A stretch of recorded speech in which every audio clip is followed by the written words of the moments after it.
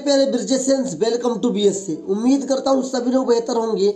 और आज हम लोग साथियों देखने वाले क्लास 10th हिंदी का एक बहुत ही इम्पोर्टेंट जीवन परिचय, जो सो वेरी वेरी इंपॉर्टेंट है। अगर आप 2025 में बोर्ड एग्जाम देने जा रहे हैं, ये जीवन परिचय आपके लिए बहुत इंपॉर्टेंट है। ये जीवन परिचय मेरी 100% की गारंटी के साथ साथियों 2025 के बोर्ड एग्जाम में आने वाला है। तो साथियों करना क्या है, शुरू से लेकर अंत तक देखना है। किस स्टेप को कहाँ पर मैं समझा दूँ, अगर आप थोड़ा सा भी स्किप करेंगे तो आपका नुकसान हो सकता है। तो चलिए साथियों शुरू करेंगे आज इस क्लास को। लेकिन उससे पहले अगर आप चैनल पर पहली बार आए हैं तो चैनल को सब्सक्राइब कर लीजिए। अगर आपको वीडियो अच्छी लगेगी तो वीडियो को लाइक कर दीजिएगा और अपने उन सभी दोस्तों तक शेयर जरूर करिएगा जो डर रहे हैं 2025 बोर्ड एग्जाम में हिंदी के पेपर को लेकर के। और लास्ट जो आपका डाउट होगा कमेंट करिएगा और अपना नाम भी कमेंट करिएगा। तो चलिए शुरू करते हैं आज इस क्लास को।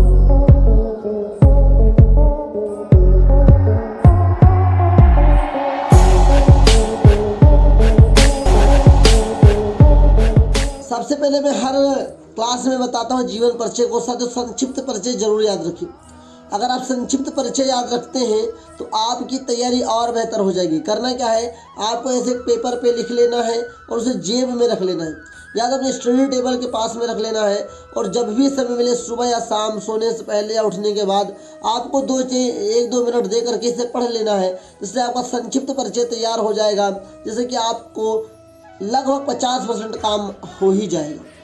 अगर हम नाम बात करें तो आज बात करेंगे गोस्वामी तुलसीदास के बारे में, जिनका जन्म 1532 ईस्वी में हुआ है। जन्म स्थान राजापुर गांव, मृत्यु 1623 ईस्वी, मृत्यु का स्थान काशी। माता का नाम हुलसी, पिता का नाम आत्माराम दुबे, पत्नी रत्नावली। याद रखिएगा। शिक्षा की बात करें तो संत बाबा नरहर दास ने भक्ति की शिक्षा भक्ति की शिक्षा वेद वेदांत, यहाँ वेद रह गया, वेद वेदांत वेदांग है, दर्शन इतिहास पुराण आदि की शिक्षा दी। ओके, अगर आगे हम बात करें भक्त की तो इन्होंने क्या किया, राम भक्ति की है। महाकाव्य इन्होंने लिखा रामचरितमानस, इसको आप लोगों ने पढ़ा भी होगा, आपके घर में ये पाठ हुआ भी होगा। सबसे महत्वपूर्ण और सबसे चर्चित जो इनकी रचना हो क्या, रामचरितमानस है। उपलब्धि क्या, लोकमानस कवि के रूप में ये जाने जाते हैं। अब बताओ, ये 1-2 मिनट में आप इसको रट लेंगे, पढ़ लेंगे तो लगभग 25% से 50% आपका जीवन परिचय तो वैसे ही तैयार हो गया। अब जब 25 से 50% काम पहले ही हो चुका है तो आप बताइए, जब आप बोर्ड एग्जाम में जाएंगे और जब इसको आप याद करने जाएंगे इसके जीवन परिचय को, तो आप और आसान तरीके से इसे याद कर पाएंगे। तो आइए अब हम लोग देखते हैं कि बोर्ड एग्जाम में हमें जीवन परिचय कैसे लिखना है, और जीवन परिचय लिखने के साथ साथ साथियों हमें किस तरीके से याद करना है, जैसे कि बोर्ड एग्जाम में साथियों बहुत अच्छा मार्क्स मिले। तो आइए शुरू करते हैं आज इस क्लास को एकदम नए तरीके। बोर्ड एग्जाम में जाएंगे, जिसका भी जीवन परिचय लिखना होगा, वैसे सबसे पहले उनका मेन हेडिंग डालेंगे। जैसे यहाँ पे हमें गोस्वामी तुलसीदास का लिखना है तो गोस्वामी तुलसीदास सबसे ऊपर डाल लेंगे। जीवन परिचय से काली पेन से डाल लेंगे, उसके बारे में लोग लिखना शुरू करेंगे। एकदम नए तरीके से, एकदम आसान तरीके से आपके लिए जीवन परिचय लिख कर लाया हूँ। एक बार पूरा सुनिएगा, पूरा देखिएगा, बहुत अच्छा लगेगा। बस थोड़ा सा समय जरूर दीजिएगा। देखा, गोस्वामी तुलसीदास जी के जन्म के संबंध में प्रमाणित सामग्री अभी तक प्राप्त नहीं हो सकी। इसका मतलब ये हुआ कि अभी तक कोई ये निश्चित नहीं बता सका है इनका जन्म यही है। लेकिन इनका जन्म सन 1532, याद रखेगा 1532 को आपको बोर्ड एग्जाम में काली पेन से लिखना है। किससे लिखना है, काली पेन से लिखना है। तो 1532 ईस्वी में बांदा जिले के राजापुर गांव कौन सा, राजापुर गांव में माना जाता है। ये कोई नहीं कह पाए कि हुआ है, मतलब इनके राजापुर में मान लिया गया है कि 1532 में इनका जन्म हुआ था। कुछ विद्वान इसे भी नहीं मानते हैं। कुछ विद्वान इनका जन्म स्थान एटा जिला, याद रखिएगा एटा जिला कौन सा, एटा जिला के सोरो नामक स्थान को मानते हैं। ध्यान सुनिएगा, इनका वैसे जन्म स्थान तो 1532 में बांदा जिले के राजापुर में माना जाता है।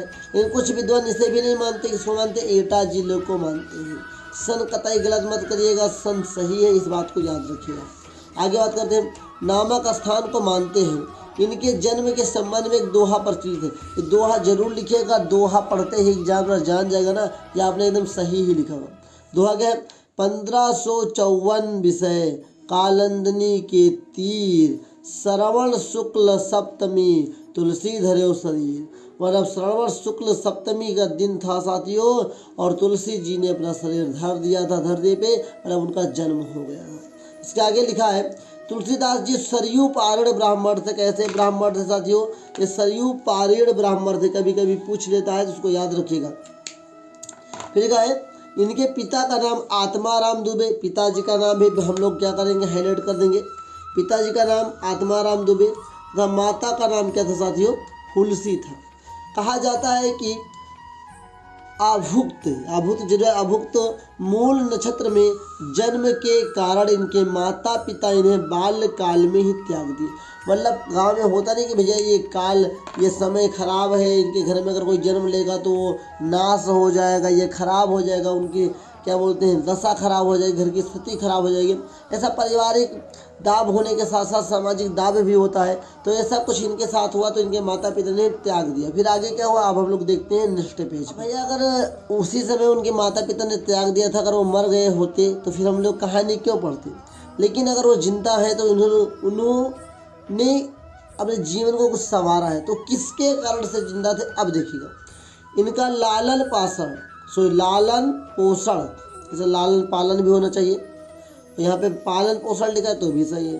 प्रसिद्ध संत नरिहर दास, संत नरिहर दास को अंडरलाइन कर लीजिए, संत नरिहर दास ने किया, इन्हें ज्ञान एवं भक्ति की शिक्षा प्रदान की। याद रखिएगा नरहर दास जो है, संत नरिहर दास इनके गुरु भी माने जाते हैं। इन्होंने ही पालन पोषण की शिक्षा भी दी। और इनका विवाह पंडित दीनबंधु पाठक की पुत्री रत्नावली से हुआ था। इनकी पत्नी का नाम क्या था? रत्नावली। भैया ये रत्नावली से बहुत प्रेम करते थे, रत्नावली से हुआ। इन्हें अपनी पत्नी से अत्यधिक प्रेम था और इनके सौंदर्य रूप के प्रति अत्यंत आसक्त थे। इसको थोड़ा एक बार समझते हैं। एक बार की घटना है कि जब इनकी पत्नी इन्हें बिना बताए ससुराल चली गई, मतलब ससुराल से मायके चली गई, तो रात में ही साथियों, रात में ही तुलसीदास जी क्या हुए, इतना आंधी तूफान था, बारिश हो रही थी, उसको मत देख करके तुरंत वो ससुराल पहुंच गए अपने पत्नी के पीछे पीछे। तो जब इतनी रात को पत्नी ने उन्हें देखा तो बहुत डांटा फटकारा। तो इसी के बारे में आगे लिखा हुआ है, आसक्त थे। इसे देखते हुए, मतलब इस स्थिति को देखते हुए कि हमारे रूप के प्रति कितना आसक्त हैं, कितना हमसे प्रेम करते हैं, इतनी रात को आ गए हैं, तब उन्होंने उनको पत्नी ने क्या कहा, इसे देखते हुए इनकी पत्नी ने तुलसीदास जी को फटकार लगाई, मतलब डांटा, जिससे इनकी सांसारिक मोह माया से क्या होगा, विरक्त हो कर दिया। मतलब कि इन्होंने सोचा हम इतना प्रेम इसे करते हैं, हमें डांट दी तो छोड़ो सब मोह माया। और उनके हृदय में श्री राम के प्रति भक्ति जागृत हुई। मतलब भटकार लगा तो इनके मन में श्री राम के प्रति क्या हुई, भक्ति उत्पन्न हो गई, जाग उठी। इन्होंने अनेक तीर्थों का भ्रमण किया, मतलब अनेक तीर्थ स्थल गए, भ्रमण किए, टहले घूमे, और ये राम के अन्यन भक्त बन गए। अन्यन भक्त बहुत इंपॉर्टेंट है। अन्यन भक्त मतलब जो इसकी तुलना ना की जा सके साथियों। अब उसकी भक्ति ऐसी भक्ति हो गई थी कि उसके आगे और किसी की भक्ति सूखी पड़ जाती थी, अच्छी नहीं लगती थी। अब आगे 1574, जितने भी डेट है सारे डेट इंपॉर्टेंट है, इसको याद रखिएगा। 1574 ईस्वी में अपने सर्वश्रेष्ठ महाकाव्य रामचरित मानस की रचना की। कभी कभी बच्चों से पूछ लिया जाता है कि रामचरित मानस और रामायण की रचना किसने की, तो याद रखिएगा रामचरित मानस की रचना साथियों गोस्वामी तुलसीदास ने की है, और रामायण की रचना साथियों श्री वाल्मीकि जी ने की है। ये बहुत इंपॉर्टेंट है, इस सबको याद रखिएगा। रामचरित मानस की रचना गोस्वामी तुलसीदास ने 1574 ईस्वी में की है, तथा जीवन के सभी उच्च आदर्शों का समावेश करके इन्होंने राम को मर्यादा पुरुषोत्तम राम बना दिया। मतलब कि वो जीवन के जितने भी अच्छे आदर्श होते हैं सबको अपने रामचरितमानस में डाल करके श्री राम को क्या बना दिए, उच्च आदर्शों से क्या बना दिया, पुरुषोत्तम राम बना दिए, पुरुषोत्तम राम बना दिए भैया।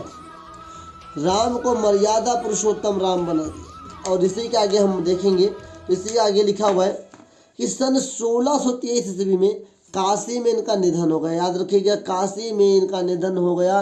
काशी में किसी का जन्म भी हुआ है, कमेंट बॉक्स में जरूर बताइएगा किसका जन्म हुआ है। अभी तक तो जीवन परिचय हम लोगों ने पढ़ा है, संक्षिप्त परिचय पढ़ा है।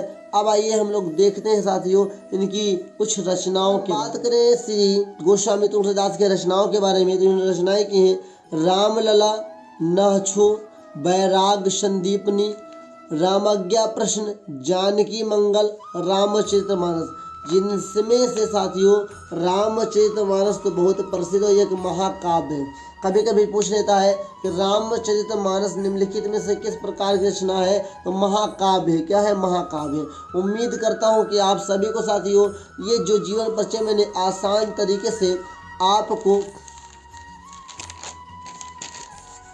आपको मैंने समझाया है तो आपको समझ में आया होगा, और आपको जो मैंने संक्षिप्त परिचय समझाया है ये भी समझ में आया होगा। इसको आप याद जरूर करेंगे लिख करके। और जो मुझे बताया है कि अगर बोर्ड एग्जाम 2025 में आपको अच्छे अंक चाहिए तो 100% की गारंटी ये साथियों जीवन परिचय जरूर आएगा। बस आप एक बार तैयार कर लीजिए। बस अभी अगर आप बोर्ड एग्जाम 2025 में अच्छा नंबर लाना चाहते हैं तो आज ही साथियों चैनल को सब्सक्राइब कर लीजिएगा। अब अगर वीडियो अच्छी लगी हो तो लाइक कर दीजिएगा, अपने दोस्तों तक शेयर कर दीजिएगा, और कमेंट बॉक्स में साथियों अपना नाम जरूर लिखिएगा या जो भी पूछना हो उसे जरूर लिखिएगा। तो आज के लिए इतना ही साथियों, मिलेंगे एक नेक्स्ट क्लास में जिसमें हम लोग साथियों एक नए जीवन परिचय के बारे में बात करेंगे। फिलहाल अगर आपको कुछ पूछना है या किसी टॉपिक्स पे वीडियो चाहिए तो कमेंट बॉक्स में जरूर लिखिए। और आज के लिए इतना ही, मिलेंगे नेक्स्ट क्लास में। तब तक के लिए जय हिंद, वंदे मातरम साथियों।